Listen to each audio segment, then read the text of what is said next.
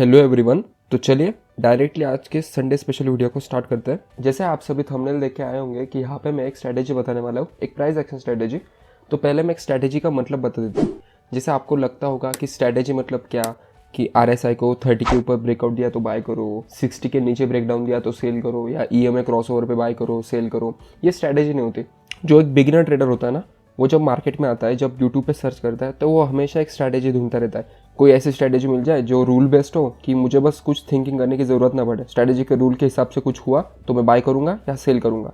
बाकी उसमें ना ही कुछ साइकोलॉजी होती है, रिस्क मैनेजमेंट नहीं होता, कुछ एक्सपीरियंस नहीं होता कि कौन से ब्रेकआउट पे बाय करना चाहिए। ये तो इंडिकेटर का हो गया। अगर प्राइस एक्शन का भी देखा जाए तो प्राइस एक्शन के भी बहुत स्ट्रैटेजीज होते हैं कि अगर मार्केट किसी जोन में है, वहाँ पे अगर बुलिश इंगल्फिंग बना, बियरिश इंगल्फिंग बना, हैमर बना, हरामी बना, तो बाय करो सेल करो। तो ये सब जो वीडियोस होते हैं ना, ये बस व्यूज़ कमाने के लिए वीडियोस होते हैं।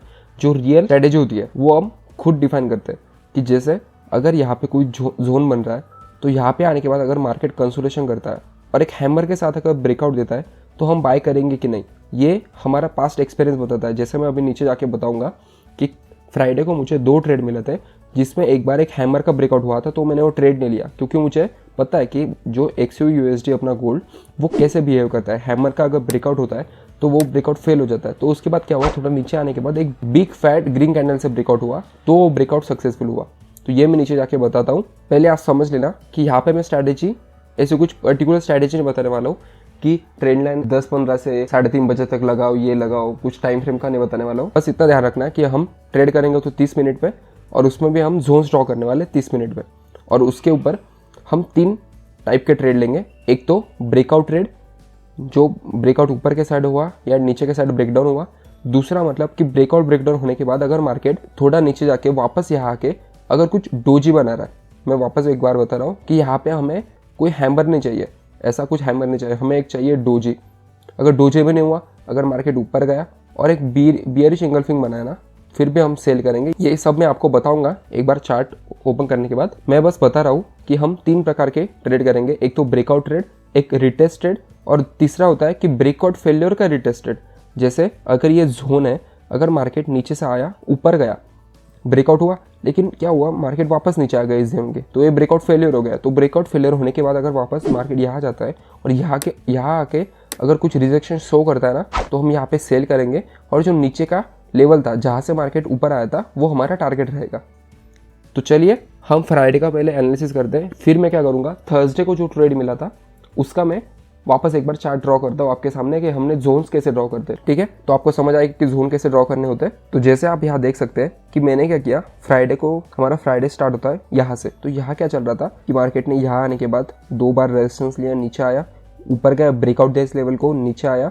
तो यहाँ पे ज़्यादा बार टच कहाँ दिख रहा है, वो हम जोन्स ड्रॉ करते हैं। जैसे इस लेवल पे कितने बार टच है, 1 2, यहाँ पे 3 सपोर्ट लिया था। यहाँ तो नहीं है कोई सा टच, क्योंकि यहाँ पे थोड़ा नॉइजी मूवमेंट है। तो यहाँ पे भी मार्केट कंसोलिडेशन हुआ था, वापस नीचे आया, यहाँ पे वापस उसने रेजिस्टेंस लिया, दूसरी बार रेजिस्टेंस लिया, तीसरी बार रेजिस्टेंस लिया, और ये था चौथी बार। तो मतलब ये जोन बहुत इंपॉर्टेंट है, यहाँ पे मार्केट ने बहुत बार टच किया। तो मैंने क्या किया, यहाँ पे एक जोन ड्रॉ किया, और फिर हमने सपोर्ट के जोन्स देखे कि यहाँ पे मार्केट ने एक बार रेजिस्टेंस लिया था, वापस ऊपर गया, नीचे आया, सपोर्ट लिया, तो ये एक जोन हो गया। यहाँ पे भी मार्केट ने बहुत टाइम कंसोलिडेशन किया, वापस एक बार थर्सडे के नाइट को मार्केट ने यहाँ पे सपोर्ट लिया था, और इधर भी देख सकते हैं कि यहाँ पे मार्केट ने रेजिस्टेंस लिया था। तो इसलिए ये भी मैंने जोन ड्रॉ किया। और जो मार्केट थर्सडे को ऊपर जाने के बाद जहाँ से रेजिस्टेंस लेके आया था ना, ये भी मैंने एक रेजिस्टेंस जोन ड्रॉ कर दिया। और ऊपर का तो ये देख सकते हैं आप, यहाँ पे मार्केट ने बहुत टाइम कंसोलिडेशन किया, तो कंसोलिडेशन ने ज़्यादा बार टच किया है। यहाँ पे एक बार एक वीक दिख रही है, 2 3, यहाँ देख सकते हैं कि यहाँ पे बहुत टाइम मार्केट ने कंसोलिडेशन किया, तो इसलिए ये भी जोन ड्रॉ किया। तो चलिए देखते हैं कि हम ब्रेकआउट पे कैसे ट्रेड करेंगे। अगर ब्रेकआउट होता है, बड़ा वाला ब्रेकआउट होता है, तो हम रिटेस्ट पे ट्रेड करेंगे। तो फ्राइडे को मुझे 2 ब्रेकआउट के ट्रेड मिले, दोनों में से मैंने एक ही चूज़ किया, और उसमें अपना 1:3 के ऊपर टारगेट डन हुआ है। तो चलिए देखते हैं कि जैसे ये मार्केट चल रहा था, तो यहाँ देख सकते हैं आप, अगर इस लेवल को ब्रेकआउट होता है तो हम बाय करेंगे। जैसे निफ्टी बैंक निफ्टी में लोग बोलते हैं ना कि ब्रेकआउट फेल हो जाते हैं, ब्रेकआउट वर्क नहीं करते, तो ये सही बात है, क्योंकि वहाँ पे मार्केट चलता है 9:15 से 3:30 बजे तक। तो वहाँ पे टाइम भी हमारे पास बहुत कम होता है, बस 6 घंटे की विंडो ओपन होती है, और उसमें भी ऑपरेटर लोग बहुत काम करते हैं। जो नॉर्मल रिटेल लोग होते हैं कि वो बस बेसिक सिक्के आते हैं मार्केट में ऑप्शन ट्रेडिंग करने 5,000 से 10,000 से, उनका कैपिटल कैसे वाइप आउट करे ये ऑपरेटर लोगों को बहुत अच्छे से आता है, इसलिए वहाँ पे ब्रेकआउट्स ज़्यादा फेलियर होते हैं। लेकिन ये गोल्ड ये इंटरनेशनल ट्रेड होता है, जैसे हम अभी देख रहे हैं वैसे सेम चार्ट कोई अमेरिका वाला बंदा भी देख रहा होगा, कोई लंदन वाला भी देख रहा होगा, तो इसलिए यहाँ पे मैनिपुलेशन करना इतना आसान नहीं है। तो यहाँ पे ब्रेकआउट अच्छे से वर्क होते हैं। तो देखते हैं कि अगर इस लेवल को ब्रेकआउट होता है तो हम बाई साइड का ट्रेड लेंगे। तो यहाँ पे वापस मार्केट रेजिस्टेंस लिया, नीचे आया, अगर नीचे के साइड पे ब्रेकडाउन होता है ना तो हम सेल करेंगे और ये टारगेट रखेंगे, ये जो जोन दिख रहा है ना। तो मैं क्यों समझा रहा हूँ, क्योंकि आपको पता चले कि कैसे जोन ड्रॉ करे जाते। अगर कोई और होता तो ये भी तो जोन ड्रॉ कर सकता है ना, अगर इस क्लोजिंग से इस क्लोजिंग तक। तो हमने ये क्यों ड्रॉ नहीं किया, क्योंकि अगर हम मार्केट में इस टाइम को आ रहे हैं फ्राइडे के मॉर्निंग को, तो हमें यहाँ अगर दिख रहा है कि ये जो जोन है इस पे मार्केट ने बहुत बार ब्रेकआउट दिया है, ब्रेकडाउन दिया है। अगर मार्केट ये जोन के नीचे होता, यहाँ पे रेजिस्टेंस लेके यहाँ अगर कुछ करता तो हम ये जोन ड्रॉ करते। लेकिन मार्केट ने पहले इस जोन को ब्रेकआउट दे चुका है मार्केट, और ऊपर वापस एक छोटा सा रेजिस्टेंस है। तो हम यहाँ पे थोड़ी ना रिस्क लेंगे बाय करके, तो हम इसलिए ये जोन कंसीडर नहीं करते। हम वो जोन कंसीडर करते जहाँ पे हम ट्रेड ले सकते हैं। मतलब जिस टाइम पे हम मार्केट में आए उसके बाद कौन सा जोन पे ब्रेकआउट हो सकता है वो जोन हम कंसीडर करते हैं। तो इसलिए मैं ये बताना चाहता हूँ कि जोन कैसे ड्रॉ किया जाता है। तो चलिए देखते हैं कि ब्रेकआउट कितने बजे हुआ। तो मार्केट नीचे आया, यहाँ देख सकते हैं कैंडल क्लोजिंग का वेट करना चाहिए मार्केट। अभी ये यहाँ देखो, मैं जैसे बोला था ना कि हैमर का ब्रेकआउट कभी भी सक्सेसफुल नहीं होता। और ऊपर से अगर हम ब्रेकआउट को अच्छे से देखें ना तो ये लेवल को तो ब्रेकआउट है, ये जो हमने रेक्टेंगल ड्रॉ किया, लेकिन इसने ऊपर वीक भी छोड़ी है। यहाँ देख सकते हैं, अगर मैं ड्राइंग हटा दूं तो एक बुलिश साइन ने एक ब्रेकआउट होने के बाद मार्केट ऊपर जाएगा। तो इसलिए हमने यहाँ पे ट्रेड नहीं लिया। मुझे पता था इसका स्टॉप लॉस हिट हो सकता है, क्योंकि हैमर पे कभी भी ब्रेकआउट नहीं होता। ब्रेकआउट के लिए हमें एक बुलिश कैंडल चाहिए होती है, जैसे ये कैंडल हो गई, ये दिख रही है एकदम स्ट्रेट फैट बुलिश कैंडल, ये हो गई, ये हो गई। तो इसलिए हैमर पे कभी भी ट्रेड नहीं करना, ब्रेकआउट की बात कर रहा हूँ मैं। तो यहाँ पे हमने, यहाँ अगर मैं चार्ट आगे करूँगा, देखे यहाँ पे ब्रेकआउट फेल हो गया।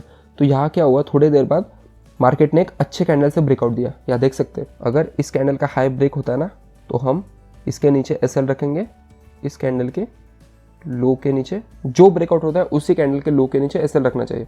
अभी मार्केट तो इतना ऊपर गया है, लेकिन हम इतना कैप्चर करेंगे क्या वो भी देखते हैं।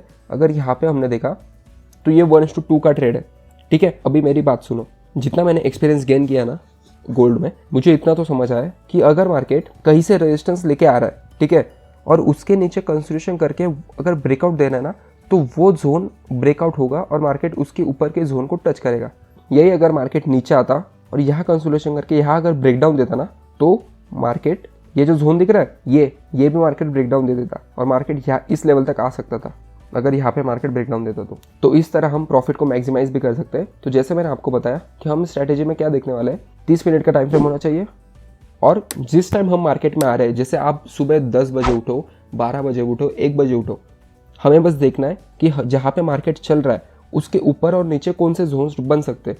तो जोन्स बनने के लिए भी हम थोड़ा पीछे का चार्ट देखेंगे कि जहाँ पे ज़्यादा मैक्सिमम टचेस होंगे वो जोन हम ड्रॉ करेंगे और उसके ब्रेकआउट पे ट्रेड करेंगे, ठीक है। तो ये ब्रेकआउट का ट्रेड हो गया। तो उसके बाद मार्केट तो ऊपर चला गया और यहाँ पे फ्राइडे का क्लोजिंग सेशन था तो हमने यहाँ पे ट्रेड देखा नहीं। तो चलिए मैं थर्सडे का बता देता हूँ कि थर्सडे में हमें एक रिटेस्ट का ट्रेड कैसे मिला, ब्रेकआउट होने के बाद रिटेस्ट का ट्रेड।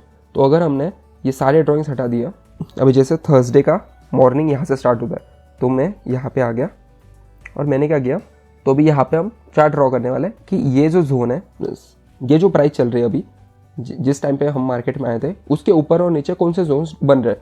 तो हमने क्या किया, एक तो नीचे से ये जोन ड्रॉ किया और ऊपर का कौन सा जोन बन सकता है कि यहाँ मार्केट चल रहा है ना, तो हम ऊपर का देखेंगे तो यहाँ पे देख सकते हैं, यहाँ पे मार्केट ने बहुत टाइम कंसोलिडेशन किया है, यहाँ पे ज़्यादा टचेस है।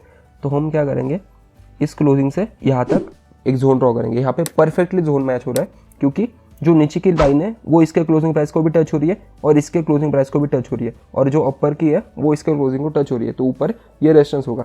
अभी उसके ऊपर अगर रेजिस्टेंस देखा जाए तो अगर हमने ये शॉर्ट जूम आउट किया तो यहाँ पे एक रेजिस्टेंस कौन सा दिख रहा है कि मार्केट नीचे आया, इस लेवल को ब्रेकडाउन दिया, जो वीक दिख रही है ना इसको ब्रेकडाउन दिया, ऊपर गया, यहाँ पे रेजिस्टेंस लिया, नीचे आया, ऊपर गया, यहाँ पे सपोर्ट लिया, वापस नीचे आया, वापस रेजिस्टेंस लिया, नीचे आया, वापस ब्रेकआउट दिया, नीचे आया, सपोर्ट लिया, ऊपर गया, नीचे ब्रेकडाउन दिया।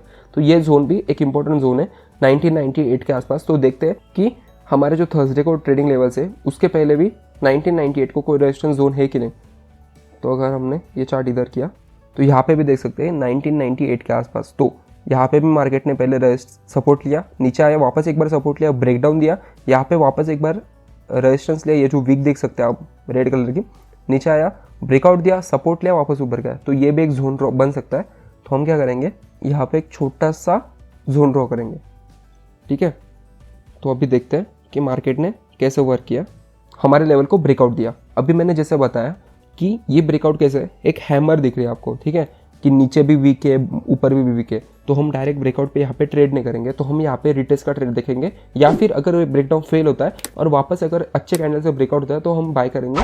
तो चलिए देखते हैं यहाँ पे रिटेस्ट हुआ है कि ब्रेकडाउन फेल हुआ है। तो मार्केट ऊपर गया, एक रिजेक्शन कैंडल बनाए और यहाँ पे मार्केट ने एक सपोर्ट लिया। तो अगर मार्केट यहाँ देख सकते हैं, अगर मैं चार्ट जूम करूंगा, ठीक है, यहाँ मार्केट आया, अपने लेवल को टच किया यहाँ पे, तो अगर इस कैंडल का हाई ब्रेक होता है ना, तो हम यहाँ पे एंट्री करेंगे और टारगेट रखेंगे ये। तो देखते हैं कैंडल का हाई ब्रेकआउट होता है कि नहीं। तो नहीं हुआ, मार्केट और नीचे आया, तो यहाँ पे ये रेड कैंडल भी यहाँ पे टच कर रही है। अगर ये चार्ट जूम करूंगा, यहाँ देख सकते हैं अपने जोन को, यहाँ पे इस कैंडल ने टच किया, तो हम क्या करेंगे, इस कैंडल के हाई पे एक एंट्री प्लेस करेंगे, नीचे का एसएल रखेंगे उस कैंडल के लो का, ठीक है, और टारगेट रखेंगे ये ऊपर वाला जोन। यहाँ देख सकते हैं कि कितना परफेक्टली ये टारगेट डन हुआ है 1:3 का, वो भी एक ही कैंडल में। 9 बजे की कैंडल थी मॉर्निंग की, उसमें ये अपना टारगेट डन हुआ है। तो जितना हम चीज़ों को सिंपल रखेंगे ना, कि हमें बस क्या करना है कि जहाँ हम मार्केट में आएंगे जिस टाइम पे, उसके ऊपर और नीचे कौन से जोन्स बन रहे हैं ये पहले ड्रॉ करना है। फिर 3 प्रकार के ट्रेड फाइंड करने, एक तो ब्रेकआउट वाला, एक रिटेस्ट वाला और एक ब्रेकडाउन फेल का रिटेस्ट वाला। तो इस प्रकार की स्ट्रैटेजी है।